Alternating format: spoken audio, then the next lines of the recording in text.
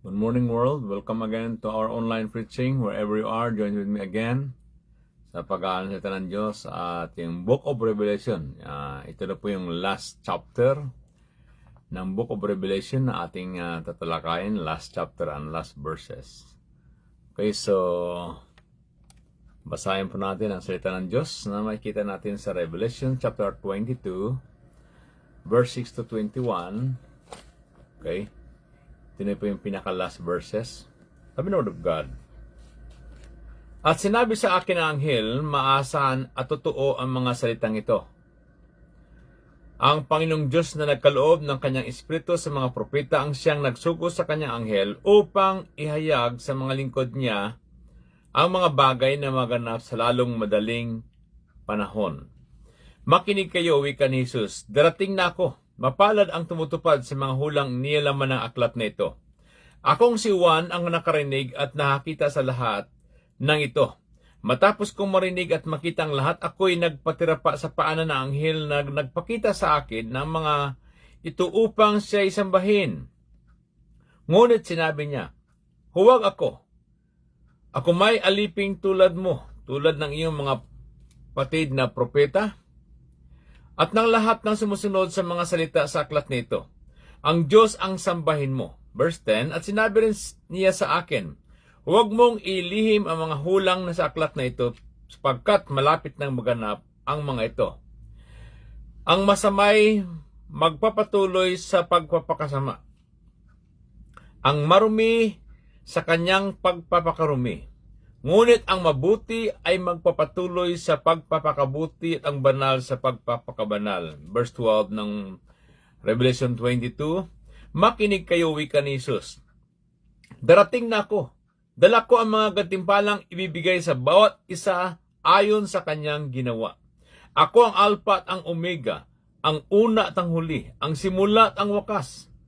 Mahapalad ang naglilinis ng kanilang kasuotan sapagkat bibigyan sila ng karapatang pumasok sa lungsod at kumain ng bunga ng punong kahoy na nagbibigay buhay. Subalit maiwan sa labas ng lungsod ang mga buhong, mga mangukulang, mga mapakiapid, mga mamamatay tao, mga sumasamba sa Diyos-Diyusan at mga sinungaling sa salita at sa gawa. Akong si Jesus ang nagsugo sa aking anghel upang ang mga bagay na ito'y ipahayag sa inyo na nasa mga iglesia. Ako'y mula sa angkan ni David, ako ang maningning na tala sa umaga. Sinabi ng Espiritu at ng babaeng ikasal, halika, lahat ng nakarinig nito ay magsabi rin, halika. Lumapit ang sinumang nauuhaw, kumuha ang may ibig ng tubig na nagbibigay buhay, na ito'y walang bayad. Verse 18 ng Revelation 22, akong si Juan ay nagbabala sa sinumang may kinig sa mga hulang nasaad sa aklat na ito. Sinumang magdagdag sa nilalaman ng aklat nito, idaragdag ng Diyos sa kanya ang parusa ang mga salot na nakasulat dito, at ang sinumang mag-alis ng anuman sa mga hulang nasaad dito, ay alisin naman ng Diyos ng kanyang karapatan sa bunga ng punong kahoy na nagbibigay buhay at sa banal na lungsod na binabanggit dito. Sinasabi ng nagpatuo sa lahat ng ito, tiyak na nga, darating na ako. Amen. Sana'y dumating ka na, Panginoong Hesus. Naway kamta ng lahat ang pagpapala ng Panginoong Hesus. Purihin po ang Panginoon sa pagkabasa ng kanyang banal na salita. Ito po yung tinatawag na conclusion ng Book of Revelation, mga kapatid. Ang ating topic ngayong umaga about the challenge of Christ coming. Okay? We don't know the day, the hour of Christ coming because He will come unexpectedly. Walang nakakalam, sabi nga doon sa Mark 13 verse 32 hanggang 33, walang nakakaalam ng oras, ang panahon, maaring sa umaga, sa gabi, sa tanghali, o madaling araw ang pagdating ng Panginoon. Kaya nga sabi doon, maging alerto daw po tayo, maging handa tayo sapagkat ang Panginoon darating sa natawag na personally, visibly, makikita siya. Okay? Okay, ng mga taong nanampalataya sa Kanya, He is coming back in power and glory. Okay, upang tuparin ang Kanyang mission, mga kapatid. Kaya po sa mga mananampalataya na naghintay sa Panginoon at nakaranas ng matinding kapigatian, ito yung tinatawag na this is the good news sa mga taong nanampalataya sa Panginoon. Okay? Pero ito rin po yung tinatawag na bad news dun sa mga taong namumuhay pa rin sa kasalanan. Kaya napakahalaga po na tayo po laging maging handa sapagkat meron tayong obligasyon na dapat ating gawin habang tayo naghihintay sa muling pagparito ng ating Panginoon sapagkat sabi nga doon, He is coming soon. Bilang manampalataya ay may mga challenge sa atin na dapat ating gawin bilang manampalataya at naghihintay sa muling pagbalik ng ating Panginoon. Una, sabi niya, we must keep God's word. Sabi niya, no? Atin pong itago sa ating mga puso ang salita ng Diyos. Ipamuhay po natin ang ibig sabihin nito. Sabi nga dito sa English pa ay sa verse 6, the angel said to me, these words are trustworthy and true. Okay. Ito po ay totoo. Okay? Kaya nga, sabi dito ng Word of God sa Revelation 22 verse 7, behold, I am coming soon. Blessed is he who keeps the words of the prophecy in this book. Mapalad yung mga taong talagang itinatago sa kanilang mga puso, pinagbulay-bulayan, at kung saan ay isinasabuhay ang katotohanan ng salitang ito. No? Kaya nga po, sinasabi ito ng Panginoon, this word is true. Sabi niya, totoo ang mga salitang ito, mga kapatid, na nagkapakita lamang na ang Diyos na nagpahayag kay John, the Beloved, okay, ay totoo po siya, mga kapatid. No? At ipinapakita rin po na malapit na rin dumating ang Panginoon. Kaya nga po, mayroon ding babala sa aklat na ito. Sabi doon sa verse 18 to 19, na sabi niya ito ng Word of God, I warn everyone who hears the words of the prophecy of this book.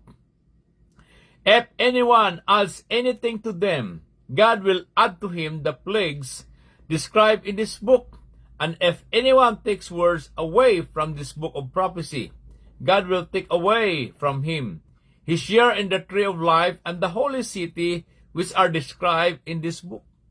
Kaya sino man po na magdagdag, magbawas ay mayroon pong hatol ng Panginoon. Kaya kung may mga iba pang aklat na dinadagdag na sabihin na ito na yung Bible, ito na ibang aklat, di ba? Ang dami mga ibang aklat na dinadagdag itong mga false teaching, mga kapatid. Na tila baga yung authority ng Bible ay parang authority na rin ng aklat na iyon, mga kapatid. Isa lang ang final revelation na ibinigay sa atin ng Panginoong aklat o book ng Panginoon.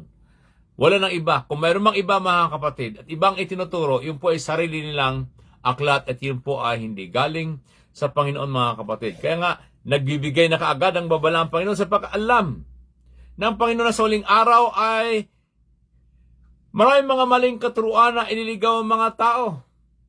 Na kumbaga ang authority ng aklat nila ay parang kagaya ng authority ng ating binabasa na salita ng Diyos. Kaya nga sabi ng Panginoon dito, no, we must keep God's word. Ating itago sa ating mga puso. Ating sundin ang salita ng Diyos na siyang nagtuturo sa atin ng katotohanan sapagkat, di ba? Sabi nga, the blessing is for those who obey the commands. Yung kitawag na pagisisi, panampalataya, pagpapatuloy, at paglilingkod sa Diyos na may katapatan, at patuloy na pagbahagi ng salita ng Diyos. Amen? Kaya nga po, mga kapatid, ito yung ating mission to win souls and make disciples. Na patuloy natin ibahagi ang salita ng Diyos. May tao mang nakikinig sa akin, no, by faith. Kung may mga tao, praise God, salamat sa mga kapatiran natin na matyagang nakikinig. Pero hindi nahasayang yung mga kapatid. Amen. Nasubukan ko rin magbahagi ng salita ng Diyos sa mga kalye. Okay. O mabigyan ng tract sa mga tao, baliwala. Di ba? Maliban na lang ang kaibigan mo, ikaw'y pahikinggan niya, mga kapatid. Kaya nga po, ang mahalaga at least na ibahagi natin ang salita ng Diyos. Hindi natin nakalain na sa pagbibigay natin ng mga salita ng Diyos ay may mga taong maliligtas. Yan, nabasa mo yung isang kwento na share ko lang sa Facebook na kung saan ay mayroong mag-ama na gusto magbahagi ng salita ng Diyos. Kaso nga lang sa sobrang lamig ay yung ama ay hindi siya lumabas. Pero yung anak niya ay talagang hinipo siya ng Lord na lumabas para ibahagi ang salita ng Diyos. No, na napakadilim, napakalamig, talagang ibinahagi niya yung Word of God sa pamamagitan ng pagbigay ng mga pamphlets. So, nung pauwi na siya, ay may isa na lang siya naiwan. No, na hindi niya naibigay, kaya ang ginawa niya, may isang bahay na kinatok siya, ay nung bandang huli, parang walang tao. Kaya nung umalis siya, pero hinipo pa rin siya ng Panginoon na katukin yung bahay na yun at ibigay yung babasahin na yun. Kaya sa sobrang lakas ng kanyang pagkatok, talagang napilitan yung nasa loob, yung pala ay babaeng matanda, na tanggapin yung truck. Sabi niya, anak, anong may paglingkod ko sa'yo? No, talagang nakita niya yung batang ito na parang anghel na talagang masayang masaya dahil binuksan siya at ibinigay yung truck sa kanya. Yung matanda ay tinanggap lamang yon. And then, pagkadating ng linggo, ayon sa testimony, ay yung pastor nag-challenge kung sino may mga testimony dyan. Wala. At later on, may isang matandang babae na tumayo at lumapit. At testimony niya yung nangyari sa kanya. Na ayon sa kanya, nung time na yon ay malungkot siya sapagkat namatay na yung kanyang asawang lalaki. At yung babaeng yung pala ay naglagay na ng tali doon sa kanyang kisame. Na plano niya nang ilagay sa kanyang liig sapagkat parang matanda na siya, parang wala nang halaga ang kanyang buhay sapagkat siya ay nag-iisa na lamang. Pero yan, nakaano na sa upuan, nailagay niya lang eh. Narinig niya yung malakas na katok na ayon sa nambuksan, pero dahil sa tindi ng katok na yon, ay hinipo siya ng Lord at binuksan ayon sa kanya. At dahil doon, nung nabasa niyang babasay, nagkaroon siya ng pag-asa. Sabi, tinanggap niya ang Panginoon bilang tagapagligtas ng kanyang buhay. Isipin mo yun. Ha? Na yung pala, yung batang yun, kaya siya ay gustong lumabas, ipamigay ang mga basahin yun. May mga tao palang naghihintay na wala ng pag-asa sa buhay, na gusto na magpakamatay. At dahil sa babasahin yun, naligtas ang matandang babaeng yun. At ang lahat ng mga tao na nakarinig noon, talagang umiyak sila sa kalagayan ng babae. Isipin mo yung kapatid. Di ba? Sabi ng batang yon, mahal ka ng Panginoon. Nagkaroon ng impact sa kanyang buhay yun. Habang binabasa niya ang babasahin yun. Kaya mga kapatid, huwag tayong magsawa sa pagbabahagi ng salita ng Diyos. Amen? Kaya, ano man ang kalagayan, no? Gaya nito sa Book of Revelation, ipinahayag na ng Lord ko ano mangyayari sa huling araw. Ipinahayag niya na patuloy nating ibahagi ng salita ng Diyos. At sabi nga dito, pangalawa na dapat natin gawin, no, I need the Word of God. We must keep on serving God. Ito yung challenge sa atin. We must keep the Word of God. We must keep on serving God. Sabi ito sa verse 12 to 24 ng Book of Revelation. Behold, I am coming soon. My reward is with me. I will give to everyone according to what he has done. I am the Alpha and the Omega, the first and the last, the beginning and the end. Blessed are those who wash their robes, that they may have the right to the tree of life and may go through the gates into the city. Sipin mo yun, no? Na kumbaga, darating ng Panginoon, ang reward ay sa kanyang kamay. Okay. At ihanda ng ibigay ng Panginoon doon sa mga taong nagsisipagtapat sa Kanya. Kaya po mga kapatid, amen, yung mga ginagawa natin sa Panginoon, maaaring tingin natin parang walang resulta. Mga kapatid, hindi naman ang tao magbibigay ng reward sa atin, ang Panginoon. Kaya huwag kang magsawa. Amen? Kaya nga po patuloy tayong inutusan na patuloy tayong maglingkod sa Panginoon. Na ang Panginoon ang umakyat sa langit, sabi nga doon ay kahit sa mga parables na binigyan tayo ng ibang talent upang gamitin natin para sa Kanya. Sabi nga doon sa Mark 13 verse 34, ito isa dito, as he left home, he put his servant in charge, each with his own work, and he ordered the doorkeeper to be alert. At sabi dito sa Luke 19 verse 13, sabi nga dito, occupy till I come. Okay, gawin mo yung pinapagawa ko sa iyo hanggang sa ako ay dumating. Ibig sabihin, invest in the kingdom of God. Kaya nga sabi ng Word of God, nung sabi ni John dito sa Book of Revelation, blessed are they that do His commandments. No? Sa kanyang pagdating. Kaya keep on serving the Lord. Amen? Keep on serving the Lord, mga kapatid. Kaya magpakatapat tayo hanggang sa dumating ang ating Panginoon. Sabi nga doon sa Luke 12 verse 35, Luke 12:35, sabi ng Word of God. Let your waist be girded and your lamps burning. Okay. Patuloy doon na magliwanag yung ating apoy, yung ating ilawan. Amen? Huwag nating hayaan na mamatay yung ilawan, yung ating panampalataya na yan. Siyempre, yung ilawan na mamatayan pag wala ng oil, di ba? Noong unang panahon, oil ang ginagamit niya, hindi gaya yung electricity. Hindi gaya yung electricity, no? Noon ay langis.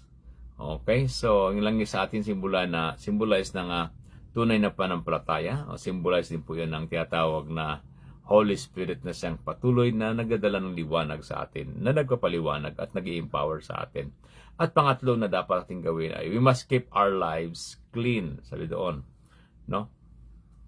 Sabi ito, blessed are those who wash their robes, ayon sa verse 14, that they may have the right to the tree of life and go through the gates into the city. Outside are the dogs, those who practice magic arts, the sexually immoral, the murderers, the idolaters, and everyone who loves to practice falsehood. Sabi ng Word of God. I, Jesus, have sent my angels to give you this testimony for the churches. I am the root and the offspring of David and the bright morning star. Whoever is thirsty, let him come. Whoever wishes, let him take the take that free gift of the water of life. Yun po ang pangako ng Panginoon. Ibig sabihin, magpapakalinis tayo. Amen? Na sa pagdating niya ay malinis tayo sa harapan ng Diyos. Sabi nga doon ng Word of God, sa Hebrews 12:14, without holiness, no one will see the Lord. Amen? Kaya nga sabi doon sa 1 Thessalonians 5:23, I pray to God that your whole spirit, soul, and body may preserve blameless unto the coming of our Lord. Mga kapatid, patuloy tayong mamuhay na may kabanalan sa harapan ng Diyos. Sabi nga doon, without holiness, no one will see the Lord. Sabi nga ng Word of God sa 1 Peter 1:15-16, yamang ang Diyos ay banal, dapat daw po tayong magpakabanal. At pang-apat na challenge na nais na gawin natin habang tayo naghihintay sa muling pagkabalik ng Panginoon. Sabi niya, we must keep expecting Jesus Christ return. Amen? Expect natin. Maaari ang pagdating ng Panginoon ay sa umaga, sa tanghali, sa gabi, sa madaling araw. Na kaya araw-araw po ay maging handa lagi tayo mga kapatid. Sapagkat sabi ka doon sa ating binasa, sabi niya, behold, I am coming soon. Blessed is he who keeps the words of the prophecy in this book. Sabi doon sa Revelation chapter 22 verse 7 and 12. Sa verse 12, sabi niya, behold, I am coming soon. My reward is with me. And I will give to everyone according to what he has done. Dala-dala na raw po ang reward ng ating Panginoon. Kaya po mga kapatid, keep on working, keep on watching, keep on serving sa ating Panginoon. Amen. Kaya dito sa libutang ito na talagang puno ng mga problema, ang iba ay pinipersecute sa ibang bansa, ang iba ay naawa ng tiyatawag na evil and immorality. Ang panawagan sa atin ng Panginoon ay manatili tayo magiging matag sa ating pananampalataya mga kapatid. Kaya itong Book of Revelation, it is a book of hope. Okay? Na anuman po ang nangyari sa libutang ito mga kapatid, always remember that God is in control. It promises that evil will not last forever. Lahat ng kasamaan, pansamantala lamang yan. At tayo na nagkatapat sa Panginoon, sabi nga doon, be patient sa ating paglilingkod sa Panginoon. Be patient sa paghihintay natin sa Panginoon sapagkat malapit na pong dumating ang Panginoon. Amen. Sabi nga ni Warren Worsby, sabi niya dito, heaven is more than a destination. It is a motivation.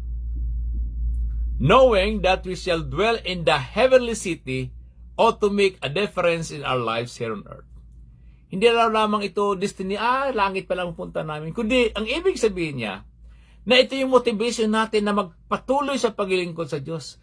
Magpatuloy sa pagpapakatapat sa Panginoon. Sapagkat itong langit na inihanda ng Panginoon. Ito po ay totoo mga kapatid. Kaya nga po, live as if today was the day of Christ's coming. Dahil kung tayo po naging careful mga kapatid, matagal pa naman yan no? Dahil sa kaisipang matagal, ay maging complacent tayo doon sa ating paglilingkod sa Panginoon, Kaya po napakalaga na living in the expectation that He could return today, ito yung compel us to live every day what really matters for eternity. Kagaya sinabi niya sa Revelation 22 verse 20, yes, I am coming soon. Ang tanong doon ay, are you ready for His return? Naalala natin yung kwento doon sa, although ating talakayin bukas ay matungkol sa doon sa wise and the foolish virgin. Diba? Naging complacent yung foolish kasi matagal pa naman hanggang nakatulog sila. Yung wise naman ay talagang laging handa. Kaya dumating yung tiyatawag na bridegroom, sila po ay nakasama. Mga kapatid, ang dalangin ko ngayong umaga, anumang sitwasyon ng buhay, anumang kaguluhan, anumang mga problema, huwag natin kalimutan yan, lahat po ay may katapusan. Kahit ang mga masama, may katapusan yan. Yes. Kaya tayo, magpatuloy tayo sa paglingkod sa Panginoon.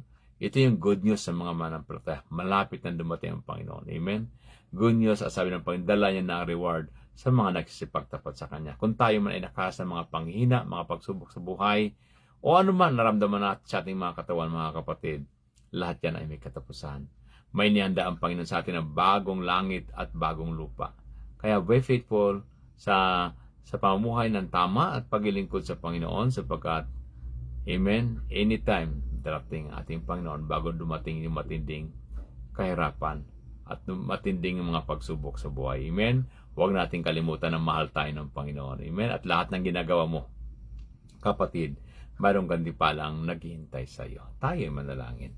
Ama, sa pangalan ni Jesus, kayo po ay nagpapasalamat sa iyong mga salita. Salamat, Panginoon, natapos namin ang Book of Revelation na kung saan ay tiyatalakay namin yung mga bagay na mangyayari pa lang sa huling araw, Panginoon, at kung anong kahinatnan ng mga masama at kahinatnan ng mga matuwid na nagsipaglingkod sa. Ang dalangin namin, O God, sa oras, palakasin mo, patagin ang panampalataya ng iyong mga anak.